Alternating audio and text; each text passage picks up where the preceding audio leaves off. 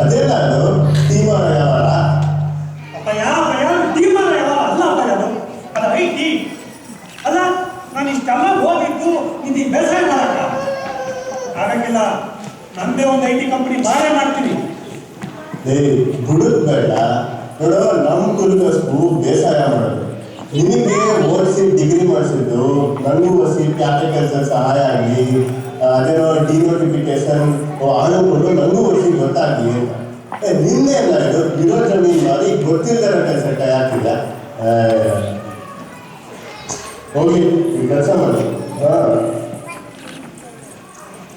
5,000 ರೂಪಾಯಿ ಇದೆ ನಿಮಗೆ ಓದಿದ ಬೇಜಾರು ಹೋಗಿ. 1 ತಿಂಗಳು ಪಾನಿಂಗ್ ಹೋಗಲ್ಲ ಮಜ್ವಾರಿ.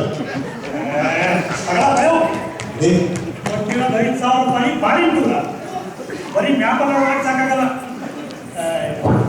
ಈಗ ಅದೆಲ್ಲ ಬೇಡಪ್ಪಯ್ಯ. ನೋಡೋ, ನಮಗಿರೋ ಜಮೀನಲ್ಲಿ 5 ಎಕರೆ ಜಮೀನು ಮಾರ್ತೀನಿ, ನಮ್ಮದೇ ಒಂದು IT ಕಂಪನಿ ಮಾಡೇ ಇರ್ತೀನಿ. ಈ ಬೇಸಾಯಕ್ಕೆ ಒಂದು ದೊಡ್ಡ ಗುಡ್ ಬೈ. ನಿಂತ್ಕೊಳ್ಳ ಇವ್ರು ತುಂಬ ಹಟ್ ಮಾಡಿ ನೀನು ಆರಾಮ ಹೋಗು. ದೇವರ ನಿಮ್ಮ ಪಾಠ ಕಲಿಸ್ತೀನಿ.